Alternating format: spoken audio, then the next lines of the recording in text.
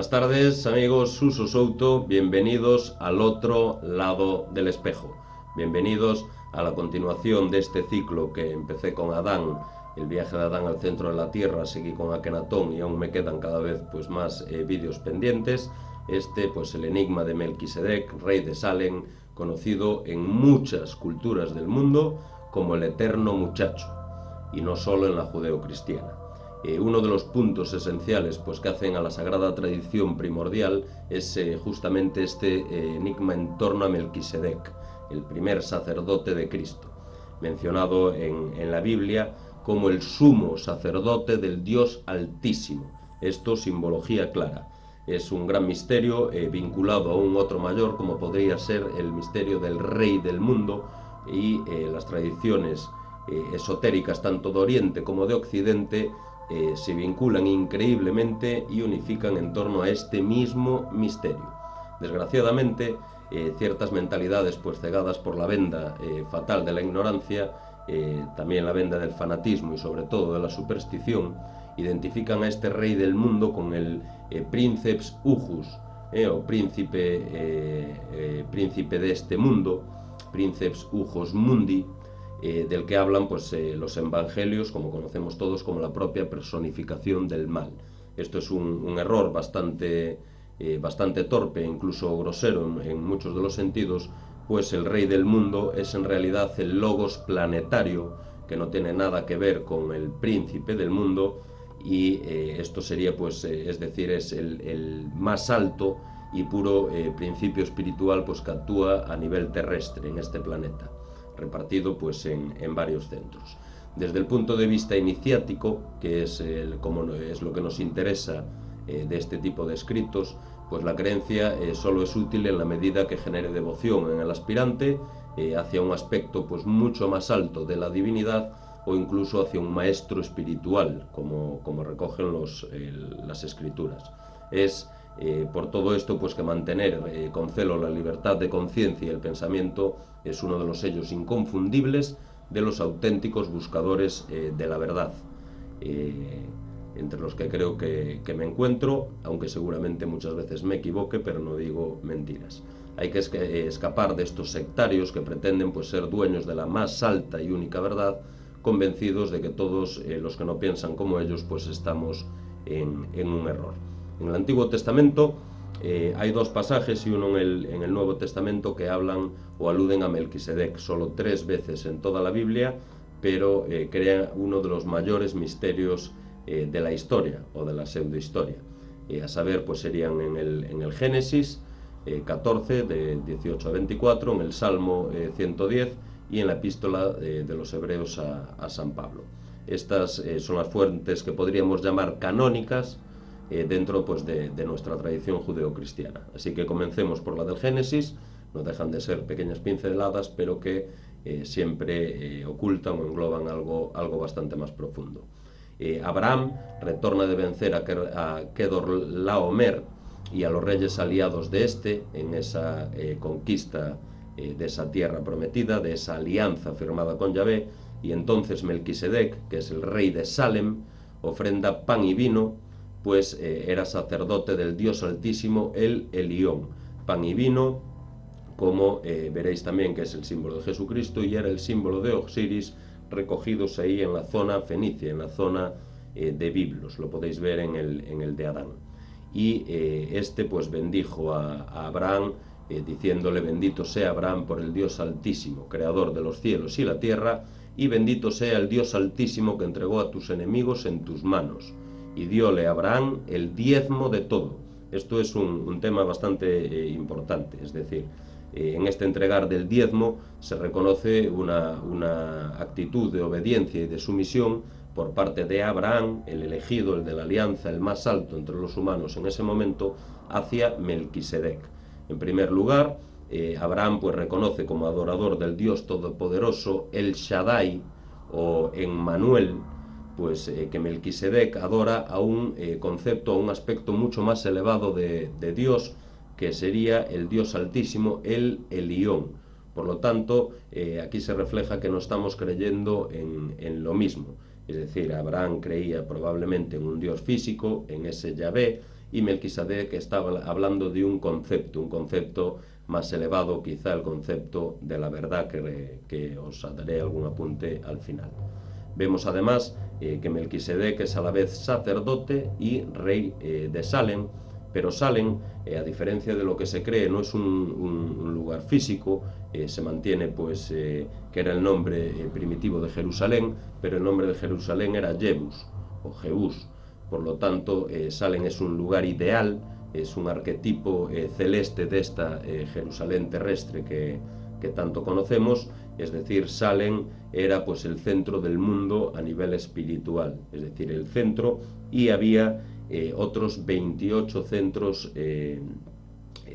esparcidos por el mundo, aunque todo conectado, que quizás son esas famosas puertas a la verdad, esas famosas grietas o entradas a lo que llaman, para mí equivocadamente, otras dimensiones. En Melquisedec convergen pues tanto el poder temporal como la autoridad espiritual, y se los indica como alto iniciado de los misterios. Esto es un título muy importante. Abraham, cuya anterioridad, pues autoridad no rebasa el marco de lo meramente religioso, como dije, y esotérico, pues se subordina directamente al sumo sacerdote y rey, y es iniciado pues a su vez en este misterio de Melquisedec. En el Salmo 110 es una cita, la verdad que es muy breve, la comento para que también sepáis dónde encontrarla, y nos dice: tú eres por siempre sacerdote según la orden de Melquisedec.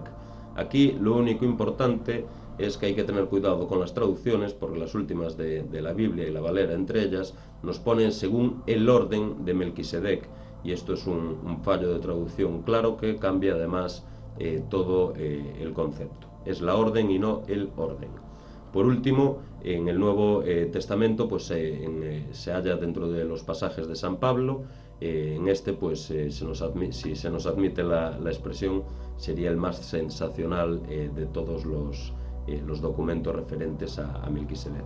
Aquí nos dice: y que penetra más allá del velo, a donde entró por nosotros como precursor de Jesús, hecho a semejanza de Melquisedec, sumo sacerdote para siempre.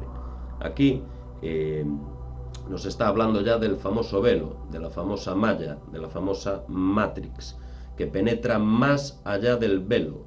Aquí nos está diciendo que es un alma muy elevada, que está por encima de esos poderes del bloqueo. Es decir, no sé si Melquisedec también es uno de los cabeza huevo, o si aquí ya nos referimos a glándulas pineales y demás, pero nos está dejando claro que está por encima de ese velo, por encima de ese velo que todos llevamos claramente, y nos dice también que Jesús está hecho a semejanza de Melquisedec, sumo sacerdote para siempre, y no al revés como mantenemos, que decimos siempre que Melquisedec, y lo dije antes, es el primer sacerdote de Cristo, sino al revés, es Cristo o Jesús el que está hecho a imagen de Melquisedec. Esto es realmente simbólico, realmente importante. Bueno, continúa más adelante San Pablo, pues hablando otra vez del diezmo de Abraham, pero ya no lo repito. Lo que resulta claro, como os acabo de decir, pues que Pablo se empeña en poner a Cristo pues a la altura de Melquisedec, el personaje más elevado, y no a la inversa, como os acabo de decir.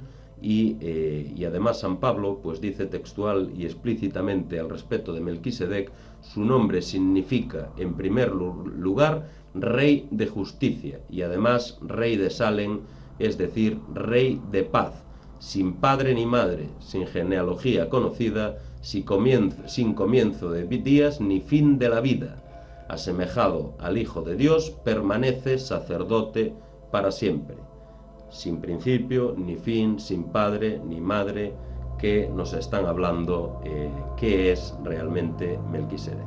Más adelante nos dice lo siguiente, y esto también tiene muchísima amiga: el nuevo sacerdocio, refiriéndose claramente al sacerdocio cristiano, surge a semejanza del de Melquisedec y no del de Aarón, el hermano de Moisés, lo que equivale claramente o que está considerando claramente el sacerdocio de Melquisedec de un rango mucho más elevado que el sacerdocio de Aarón, que es supuestamente el que nos llegó hasta hoy en día. Manipulación clara, sin seguir diciendo nombres para que no se me malentienda. He aquí pues elementos nuevos y notables que corresponden o proceden de una tradición extrabíblica, pues ellos no se encuentran en los pasajes que hemos citado. Lo de la Biblia se acaba donde se acaba, son 4 o 5 frases que para mí tienen muchísima miga, pero continúa en otro de los textos. El no tener padre ni madre supone para Melquisedec pues, un origen claramente suprahumano o extrahumano, pongámoslo así, porque todos tenemos padre y madre, y la mayoría pues identificarían en Melquisedec un origen angélico, aunque yo aborrezco estas afirmaciones y creo además que es totalmente equivocada. Así que estamos ante el portal pues, de un gran misterio, pues ni siquiera Jesús podría decir Pablo de Jesús algo semejante. Estamos hablando de alguien muy elevado. Ciertamente pues esta relación con un ser angélico sería también lo mismo que relacionar con extraterrestres todas las cuestiones para las que no tenemos una explicación digamos pues racional o terrenal, y por lo tanto pues considero que la asociación es un poco superflua, pero sí me quedo con esas palabras de Velo, las de los gigantes, de las superalmas, de esa reencarnación de Cristo. Y en el vídeo de Adán podréis ver cómo se iguala a Cristo a Adán, cómo es una copia, y hay otros documentos, aunque no sagrados, en los que se habla de que Jesús podría ser una reencarnación, aunque sea simbólica, del propio Adán.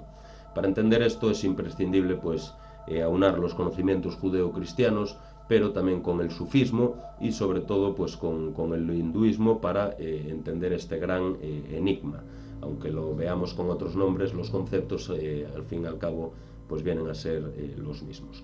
Existe además una fuente siria muy importante, que es una de las bases del libro, de Karl Veloz, y traducida al español por Faber-Kaiser, aunque me falta una traducción importante para uno de los vídeos de continuación, y se llama La caverna de los tesoros, que es una fuente real, una fuente muy interesante, pero que no la consideramos dentro de el cristianismo o el judaísmo. Tampoco consideramos al libro de Enoch, y los coptos sí, el Evangelio de Tomás y algunos otros libros. Por lo tanto nosotros con una parte de lo que consideramos que es verdad explicamos todo, pero hay otras religiones que lo explican con otra de esas partes que nosotros rechazamos. Aquí en esta caverna de los tesoros pues aparece una nueva clave que veremos que se repite una y otra vez.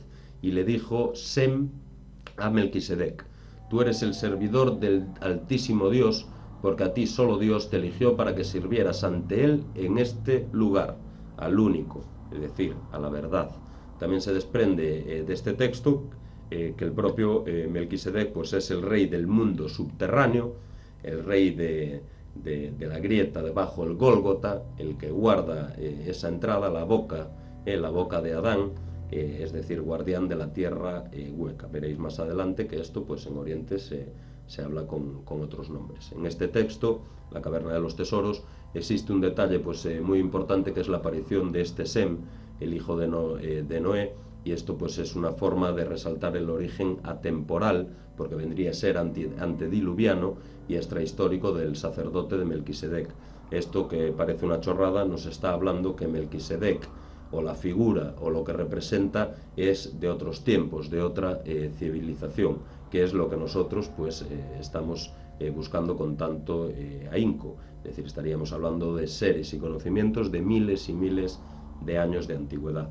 Y se agrega pues aquí también un hecho muy importante, que es que Melquisedec, en su apariencia externa, es un muchacho joven, y por siempre pues conservará tal aspecto y mantendrá su función sacerdotal y real, es decir, sin padre ni madre, sin principio, sin fin, y siempre joven, siempre sacerdote hasta el final.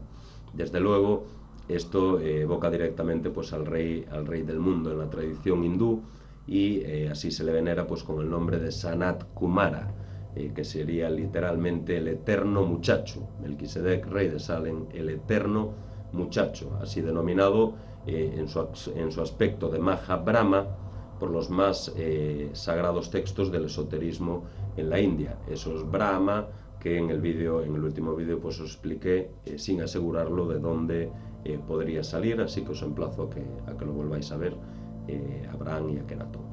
En los textos iraníes, Jafibab y Sajidna, no me conozco bien el idioma, y el Kalam y Pir, se designa a Melquisedec como Malik Solem, Malikuk Salam o bien Malik Yazkat. En ellos se aclara que tales nombres se aplican al bendito Maulana, que es el promulgador de la ley eterna y el revelador de los misterios. Por lo tanto, sería este mismo Melquisedec. Este nombre de Maulana se aproxima mucho pues, al que los iniciados hindúes emplean para designar al rey del mundo en su aspecto del protector del mundo, que sería Mahavishnu, y promulgador de la ley eterna. Y este nombre sagrado que se parece al Maulana sería el Narayana, el Logos terrestre, el mismo Melquisedec. Su significado es el que anda sobre las aguas, y en el Génesis se menciona que el Espíritu de Dios flotaba sobre las aguas, sin querer entrar ya en Egipto y en Sumeria, para no confundiros aún más. Los mongoles incluso pues también hablaban del misterio de los misterios, que era el reino subterráneo del rey del mundo. Para los judeocristianos localizados bajo el Gólgota, para otros en la Dacia, y para los orientales pues en Oriente. Y en el Tíbet pues se le nombra a este mundo Agarthi o Agartha, el misterioso reino subterráneo donde reside el rey del mundo, Rinzin Gyatso. Esta Agartha, pues los lamas la asocian continuamente con Shambhala, el Shambhala, el centro espiritual por excelencia en el que todos deseamos renacer. Vale la pena pues transcribir aquí una antigua, una muy vieja narración tibetana que allí figura, y es que un hombre empeñado en llegar a Shambhala cruzó por muchas montañas y desiertos. Al final llegó a la caverna donde vivía alejado del mundo un anciano ermitaño. Este le interrogó acerca del destino de su viaje. Voy en búsqueda de Shambhala, le replicó el joven. Ah, no deberás viajar muy lejos, le replicó el anciano, pues Shambhala se halla en tu propio corazón. Si vemos las epopeyas y los viajes míticos de nuestras antiguas culturas, podríamos ligar quizá los viajes de Unapistín, del propio Gilgamesh, incluso del propio Moisés y Alejandro Magno, aunque esto lo haré en otro programa, buscando lo que está escrito como la fuente de la vida, pero que yo veo más como la fuente del conocimiento, la fuente de la razón, la verdad, lo que dice aquí que se halla en el propio corazón o en el propio cerebro aún bloqueado. El misterioso reino de Agartha tiene accesos distribuidos pues en el mundo entero, incluyendo en esto pues también al continente americano. Por lo tanto, cuando se habla de esas entradas a la tierra hueca, quizá la podamos estar relacionado. No hablo de la tierra hueca del sol interior, sino bueno, pues de otros, quizá yo lo veo como otros planos. En ese reino interior no existe ni el mal ni el crimen, por eso se nos tapó en algún momento. Aquí hablan del Gólgota cuando se enterró a Adán, en otros libros sería pues por asesinar a la Virgen, en otros al propio Cristo, en otros al propio Akenatón. Va cambiando un poquito la historia pues según la cronología que tengamos. Y existen pues también una serie de poblaciones o ciudades en esta Agartha que rodearían pues al lugar central. Esto es mitología tibetana, no me la estoy inventando, ni es teosofía de la Blavatsky, aunque después con la teosofía ahondan mucho en esto, pero esto es mitología pura. Y nos dice que allí pues en Agartha mora el rey del mundo, que sería Brahmatma, asistido por el Mahatma o la Mahanga, lo que respectivamente pues predicen acontecimientos mundiales y dirigen la marcha de tales acontecimientos. Están diciendo que hay otra serie de poderosos que marcan los designios de los terrestres, que marcan los designios de toda la vida en la tierra. El centro espiritual de Salem donde reina Melquisedec, está pues conformado a imagen y semejanza del centro del mundo, o sede y morada del Rey del mundo. El sacerdocio perpetuo de Melquisedec es la ley eterna, la tradición viviente, es el Dios de la tierra y Dios en la tierra. La enseñanza de los maestros hindúes es que en cada galaxia o cada sistema solar, dependiendo cómo lo asimilemos, o más bien, pues cada mundo, astro o planeta en el cosmos está guiado en su evolución por jerarquías espirituales de grandes seres, mantienen muchísimo más elevado que el ser humano corriente y probablemente que los falsos dioses que nos acechan. Esta guía o dirección pues tiene lugar tanto en lo que hace espiritual como en lo que nos hace espiritual, como en lo material, tanto en los planos sutiles como en la materia densa. Estamos hablando siempre de esa dualidad. Parece que en cada lugar físico hay un correspondiente lugar espiritual, esotérico, ese otro plano de más alta vibración. Cada jerarquía se halla a la vez pues subordinada a otras de mayor rango, estableciéndose así un orden total en el cosmos hasta llegar a la causa primera, que sería el Dios Altísimo, el Dios del universo, el tal El Elión de Melquisedec.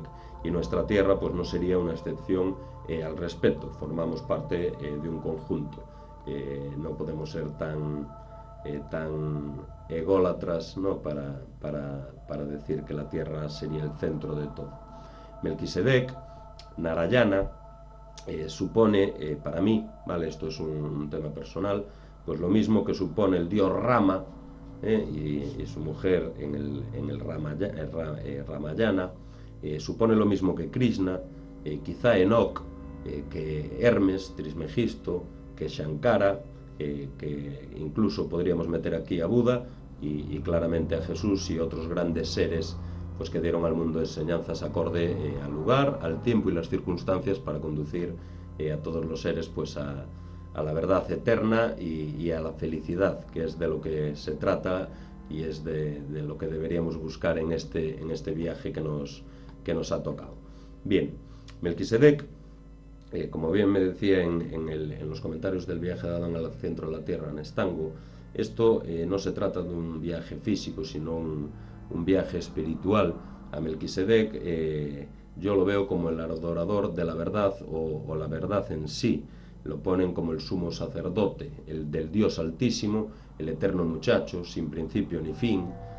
Por lo tanto, yo aquí lo que veo es que es una figura alegórica, una figura simbólica en la que se nos habla de que Melquisedec quizás sea la verdad, la única verdad, la verdad que atañe al ser humano, que las religiones y los poderes se han encargado de ocultarnos, manipularnos y cambiarnos pues incluso la propia forma de pensar, aparte de las probables o más que probables intervenciones físicas.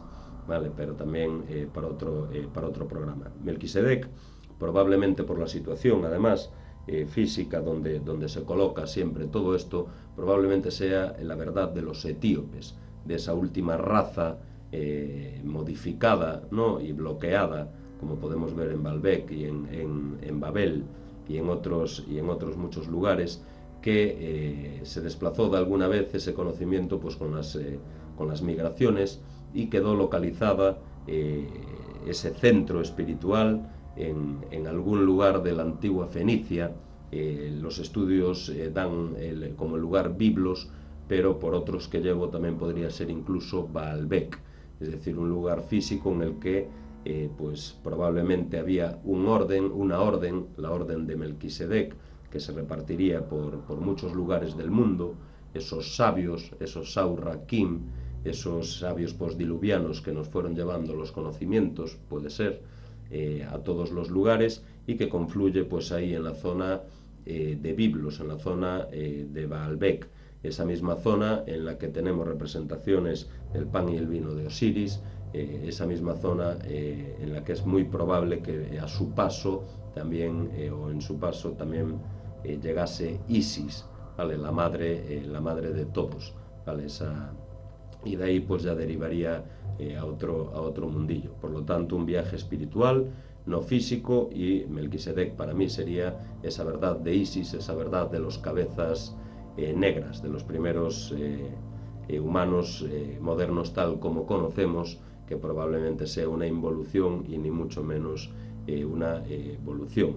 Es decir, la verdad de Akenatón, la verdad pues recogida en un arca hasta hoy en día, la verdad de los rayos de luz, esa verdad que también llegó a Occitania, a los cátaros, pero que desgraciadamente la verdad de los rayos de sol parece haber quedado oculta en ese hermetismo, en esa orden de Sion y alguna más que no conoceremos. Hasta aquí el programa de hoy, para que no se alargue aún más, para que no se alargue demasiado el tema, y lo continuaré tanto con los Reyes Magos de la Natividad como con algún otro vídeo, porque me está llevando a muchos lugares esta investigación. También os comentaré en alguno de los vídeos de esta saga pues las revelaciones de una monja alemana llamada Ana Caterina Emmerich, y también un músico austríaco, Jakob Sorber, que es súper interesante, y también pues meteré en el medio en algún momento a la fraternidad blanca del Himalaya, aunque aquí ya me meto en camisas de 11 varas. Espero que os haya gustado, compartidlo, ayudad a que crezca el canal al otro lado del espejo, aparte del propio de Suso Souto, y nada, nos vemos en el siguiente viaje. Adiós amigos, muy buenas tardes.